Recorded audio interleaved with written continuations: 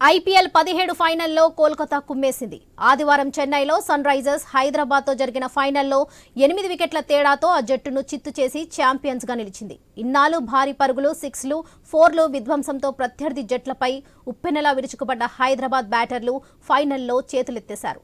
ఒకరు వెంట ఒకరు పెలియన్కు క్యూ కట్టారు.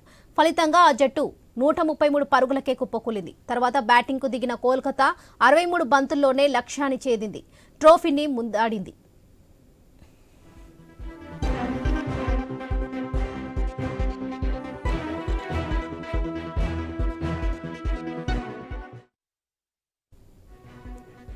ఈ ఐపీఎల్లో సంచలన ప్రదర్శనతో ఫైనల్కి తీసుకువచ్చి కప్పు తమదే అన్న అంచనాలు కలిగిన సన్ రైజర్స్ హైదరాబాద్ అసలు పోర్లో తేలిపోయింది.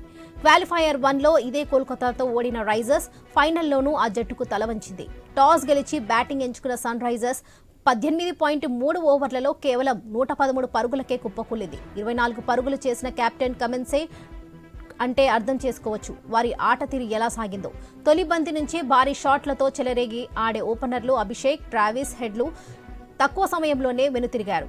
అభిషేక్ 2 పరుగులకే అవుట్ కాగా హెడ్ ఖాతా తెరకుండానే పెవిలియన్ బాట పట్టాడు. అక్కడి నుంచి మొదలు ఇన్నింగ్స్ అంతా కూడా బ్యాటర్లతోనే సాగింది.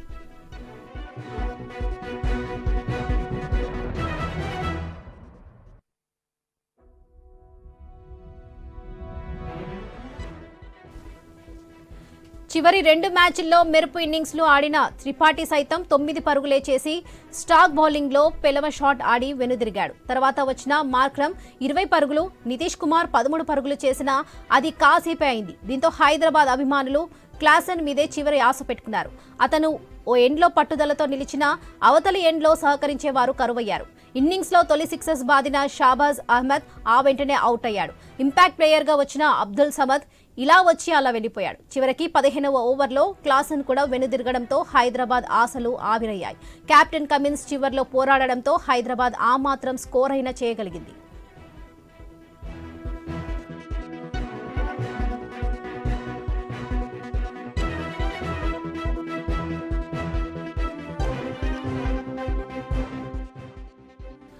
తర్వాత బ్యాటింగ్ కు వచ్చిన కోల్కతా ఇన్నింగ్స్ లో విధ్వంసకర బ్యాటర్ సునీల్ సరైన్ తక్కువ స్కోర్కే వెనుదిరిగాడు. దీంతో హైదరాబాద్ అభిమానులు ఆశలు చిగురించాయి. కానీ తర్వాత వచ్చిన వెంకటేష్ అయ్యర్ 4 4లు 3 6లతో మరో బ్యాటర్ రెహమనుల్లా గుర్వాజ్ 5 4లు 2 6లతో చెలరేగడంతో కోల్కతా విజయం ఖాయమైంది. 10.3 ఓవర్లలోనే 2 వికెట్లు మాత్రమే కోల్పోయి నైట్ రైజర్స్ లక్ష్యాన్ని అవకోలుగా ఛేదించింది. Mitchell Starc man of the match గా ఎంపికయ్యాడు. 2012, 2014లోనూ విజేతగా నిలిచిన కోల్కతా 10 ఏళ్ల తర్వాత మళ్లీ కప్పుకు అందుకుంది.